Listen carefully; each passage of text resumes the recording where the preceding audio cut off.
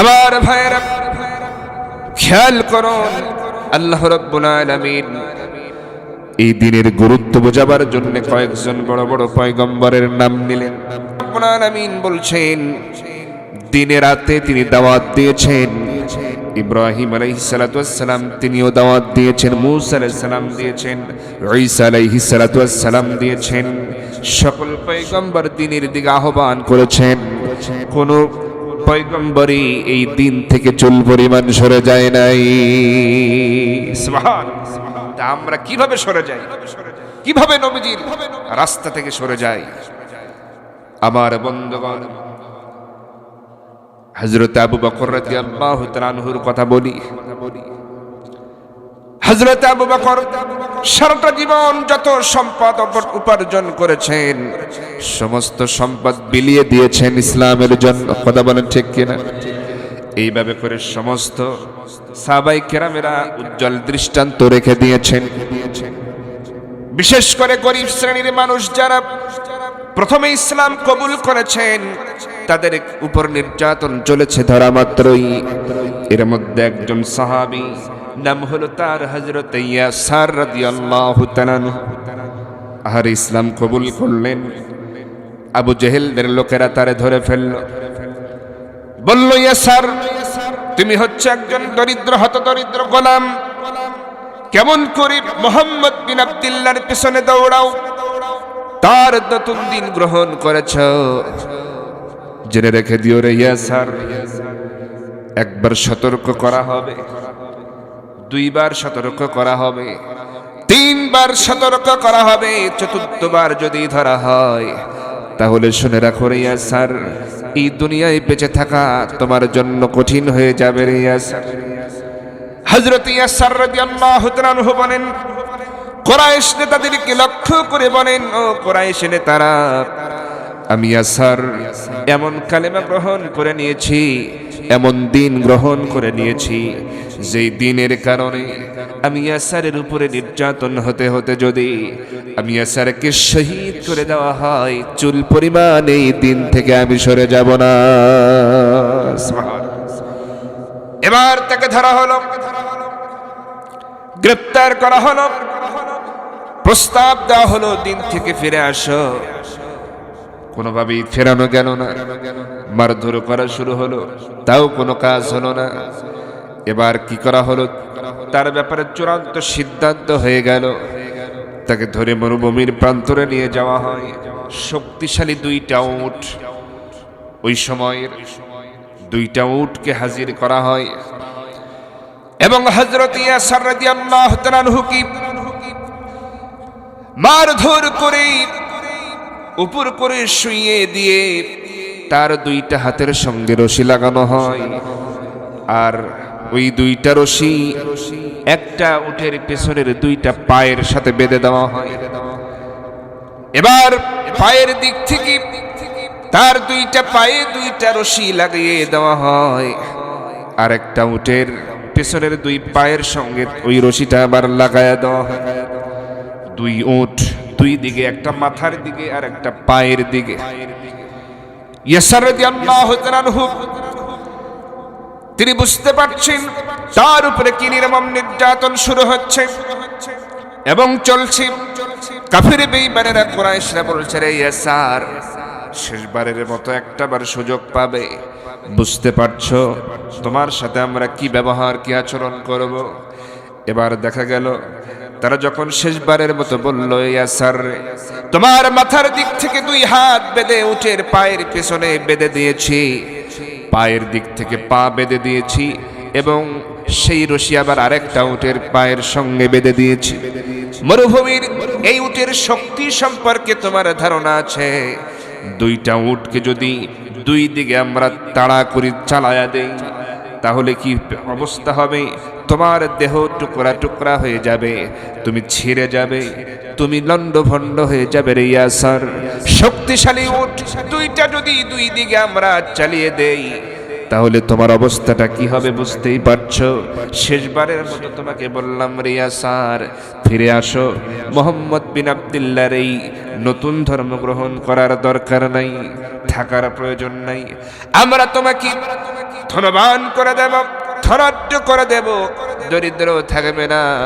ইয়াসার রে ভালো করে ভেবে নাও। তাদের এই প্রস্তাব তিনি প্রত্যাখ্যান করলেন, বললেন ও কুরাইশরা, জেনে রাখো ইমানের যে স্বাদ পেয়েছি, ইমান গ্রহণ করে যা বুঝতে পেরেছি এবং আমার ভিতরে যা উপলব্ধি হয়েছে, এই দুনিয়া আসল দুনিয়া নয়, আসল জায়গা তো পরকাল।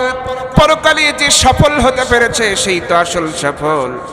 তো যে জায়গায় শুধু মৃত্যু নাই, যে জায়গায় শুধু জীবন, কোনো মানুষের মৃত্যু হবে না, মৃত্যুকে জবেহ করে দেওয়া হবে, আর শুধু আরাম আয়েশ, ভোগ বিলাস এবং বান্দা যা খুশি যা ইচ্ছা আল্লাহ পাকের কাছ থেকে সেই নিয়ামত পেয়ে যাবে। সুতরাং সে অসীম শান্তির জায়গা জান্নাত আমার কামনা। অতএব আমি যা বুঝতে পেরেছি সামান্য কয়েকদিনের দুনিয়ায় এইভাবে করে আরামায়েশ করে যাব, পরকাল ভুলে যাবে এমনটা হবে না। শুনে রাখো রে কুরাইশরা, আমি ইয়াসার কালেমা গ্রহণ করে নিয়েছি বুঝে শুনেই। নির্যাতিত হতে হবে, মার খেতে হবে, রক্ত ঝরবে, আমি আগের থেকেই জানতাম। সুতরাং তোমরা আমাকে রক্ত ঝরাচ্ছ, মার দিচ্ছ, কোনো অসুবিধা নাই রে। কুরাইশরা জেনে রাখো, দুইটা উট দুই দিকে চালায়া দিয়া যদি আমাকে দ্বিখণ্ডিত করে ফেলে দাও, শহীদ হয়ে যাব, চুল পরিমাণ তোমাদের প্রস্তাব মেনে নিতে রাজি নই। সুবহানাল্লাহ। আমার ভাইয়েরা, তারা এই কথা শুনে রাগান্বিত হয়ে যায়, আর দেরি করলো না। দুইটা উট দুই দিকে আস্তে করে যখন আস্তে আস্তে প্রথমে চালায়া দিল, ইয়াসার রাদিয়াল্লাহু তাআলা আনহুর সামনের দুইটা হাত, পেছনের দুইটা পা একেবারে জমিনের শোয়া থেকে টান হয়ে গেল, একেবারে উঁচু হয়ে গেল, শূন্যের উপর এখন দোল খাচ্ছে। এবার কাফেরেরা যখন দুইটা উটকে জোরে চালায়া দিল, ইয়াসার রাদিয়াল্লাহু তাআলা আনহু এবার তিনি ওই যে রশি তার দুই দিকে বাঁধা শক্তিশালী রশি, শক্তিশালী দুইটা উট দুই দিকে যখন চলে যায়, ইয়াসার রাদিয়াল্লাহু তাআলা আনহু মাঝখানে চিরে দ্বিখণ্ডিত হয়ে তিনি শহীদ হয়ে যান। আমার ভাইরা, তবুও তিনি এই দিনের পথ থেকে কি সরে এসেছেন নাকি? আমরা কি কখনো ভয় পাবো নাকি বলেন? আমার ভাইরা, এই জমিনে এইভাবে যারা জীবন দিয়েছেন তারা কখনো বাতিলকে ভয় পায় নাই।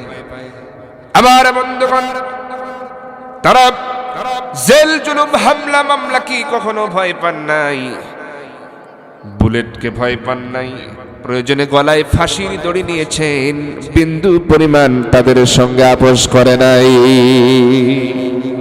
আমার ভাইরা, চিন্তা করেন, মুসলিম জনপদে এমন লোমহর্ষক দৃশ্য আমাদের দেখতে হয়েছে। যদি কোরআনের আইন থাকতো তাহলে এই ধরনের অন্যায় অবিচার কোন জায়গায় থাকতো? এই জন্য আমরা আল্লাহর আইন সবাই চাই, শুধু পুরুষেরা চাবে এমনটা নয়, নারীরাও তো এর পক্ষে থাকার দরকার আছে না?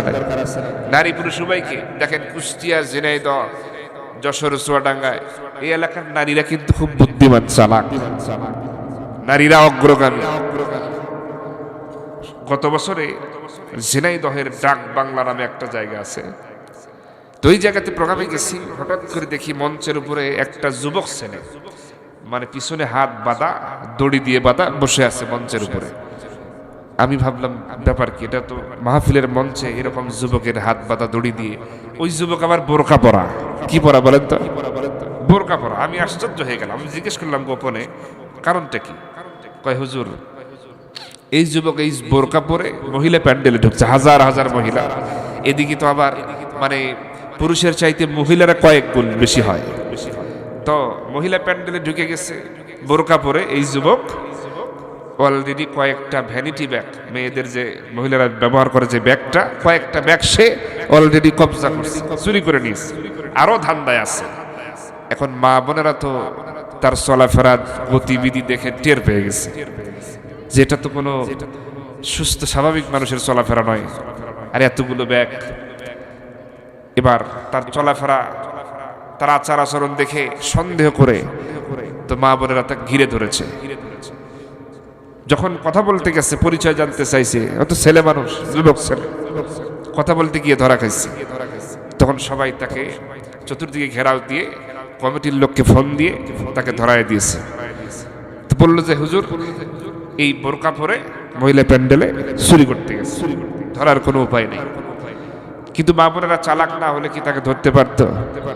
এই অঞ্চলের মা বোনেরা চালাক, অবশ্যই তারা সঠিক সিদ্ধান্ত নাই নিবেন ইসলামের ব্যাপারে, দ্বীনের ব্যাপারে। আমি এখন আপনাদের সামনে 14 জন জান্নাতি নারীর নাম বলবো। কতজন বলেন? আমার বন্ধুগণ, সারাটা জীবন আমরা শুনে এসেছি আশারায়ে মুবাশশারা যাদের বলা হয় 10 জন জান্নাতি যুবক, জান্নাতের সুসংবাদ প্রাপ্ত, সার্টিফিকেট প্রাপ্ত সাহাবী 10 জন। কথা বলেন ঠিক কিনা? এটা আমরা সারা জীবন শুনে আসলাম, হ্যাঁ ঠিক। কিন্তু নারীদের ব্যাপারেও আল্লাহ রাব্বুল আলামিন যে জান্নাতের ফয়সালা করে রেখে দিয়েছেন, সেটাও তো আমাদের একটু জানার দরকার আছে না নাই? আমার ভাইয়েরা খেয়াল করুন, 1 নম্বরে হযরতে ফাতিমা রাদিয়াল্লাহু তাআলা আনহা, তিনি হলেন সাইয়্যিদাতুন নিসাই আহলিল জান্নাহ, জান্নাতি রমণীদের সরদারিনী যার উপাধি দেওয়া হয়েছে, তিনি হলেন হযরতে ফাতেমা জান্নাতি। 2 নম্বরে হযরতে খাদিজা রাদিয়াল্লাহু তাআলা আনহা। 3 নম্বরে হযরতে আয়েশা রাদিয়াল্লাহু তাআলা আনহা। 4 নম্বরে হযরতে হাফসা রাদিয়াল্লাহু তাআলা আনহা। 5 নম্বরে হযরত আসিয়া আলাইহিস সালাতু ওয়াস সালাম। 6 নম্বরে হযরত মরিয়ম আলাইহিস সালাতু ওয়াস সালাম। 7 নম্বরে উম্মে সুলাইম রাদিয়াল্লাহু তাআলা আনহা। 8 নম্বরে সুমাইয়া রাদিয়াল্লাহু তাআলা আনহা। 9 নম্বরে উম্মে হারাম বিনতে মিলহান। 10 নম্বরে হাজরা আলাইহিস সালাতু ওয়াস সালাম। 11 নম্বরে সুরাইয়া আল আসাদিয়া। 12 নম্বরে রবি বিনতে মুআওয়াজ। 13 নম্বরে হযরতে উম্মে জামিলা। 14 নম্বরে নুসাইবা বিনতে কাব রাদিয়াল্লাহু তাআলা আনহা। তারা সবাই হলো আল্লাহর জান্নাতের মেহমান। সুবহানাল্লাহ। নারীরাও ইসলামের জন্য অবদান রেখেছেন।